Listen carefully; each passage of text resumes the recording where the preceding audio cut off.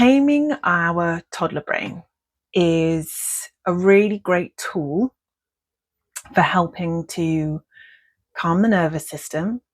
And it's a way for us to respond to symptoms and sensations in our body and in our brain in a way that helps them to calm down, in a way that helps the brain to realize that we are safe and that it is safe to be in this body right now and in this moment right now.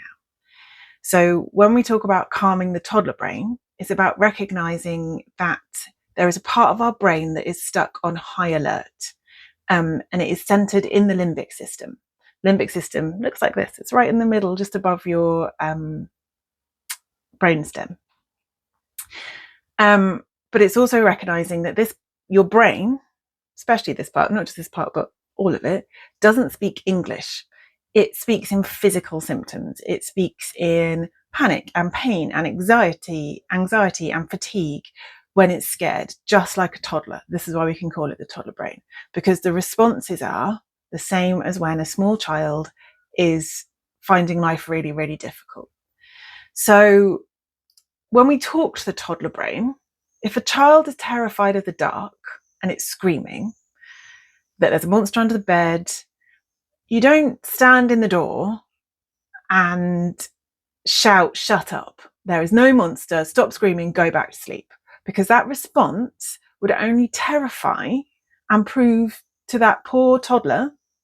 So if we think about the toddler as your nervous system, to your nervous system, that there is danger in the room and that indeed your bedroom in the dark is a dangerous place. What we would do is we would go and sit on the edge of the bed and we would say to that child in the softest, most soothing voice, "It's okay." We might turn on a nightlight. We might calmly and confidently lift up the bed covers and show that there is no monster under that bed.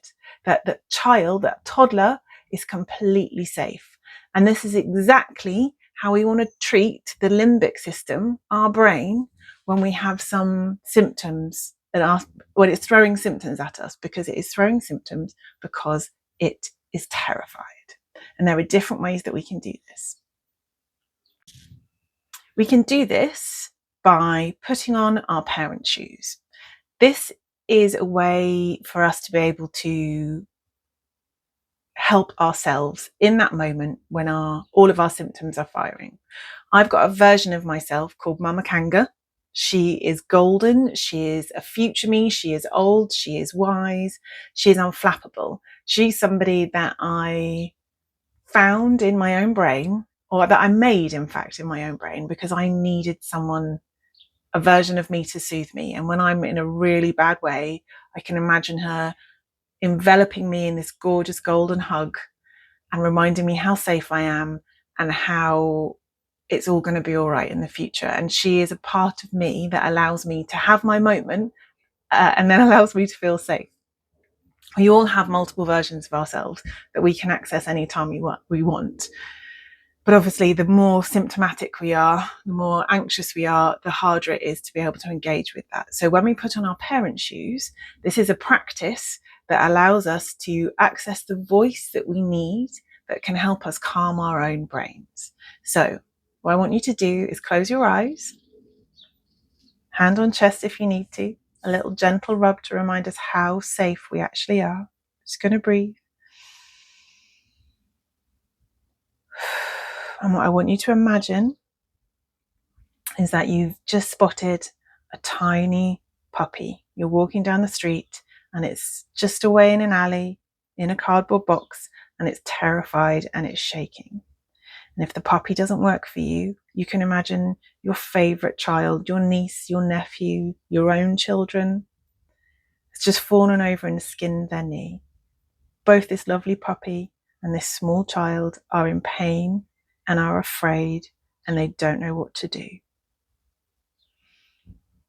What would you say, and how would you say anything to these gorgeous creatures that you love? Would you say, "Hey, it's okay. Don't be afraid. It's all going to be all right"? Is your tone gentle? Is your tone calm? Now, I'm not going to say anything for the next few breaths. I'm just going to breathe with you, and I want you to imagine trying to help this creature that you love. And I just want you to hear the words that you would use, okay? So I'm just going to do 5 long breaths while we imagine the words we would use to try and reach out and support this creature that we love. Ready?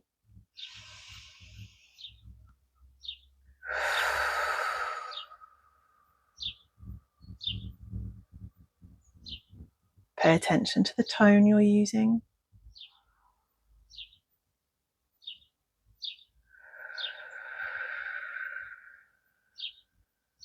Notice how your body feels as you use these gorgeous soft phrases.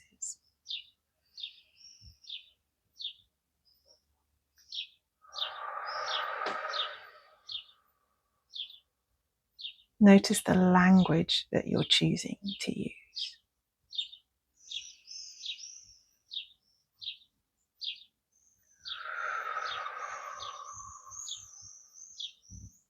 Notice any feelings you might be having. Feelings of calmness, of love, of wanting to support. I'm going to do one more breath.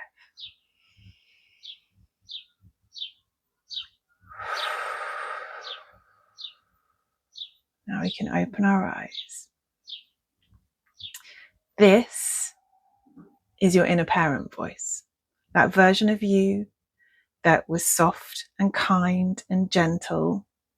That's the version of you that you are able to access and that is able to reach out to you when you are feeling any type of symptom, any type of pain, any type of anxiety.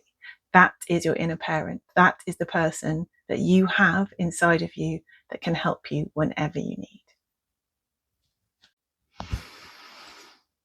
Well done.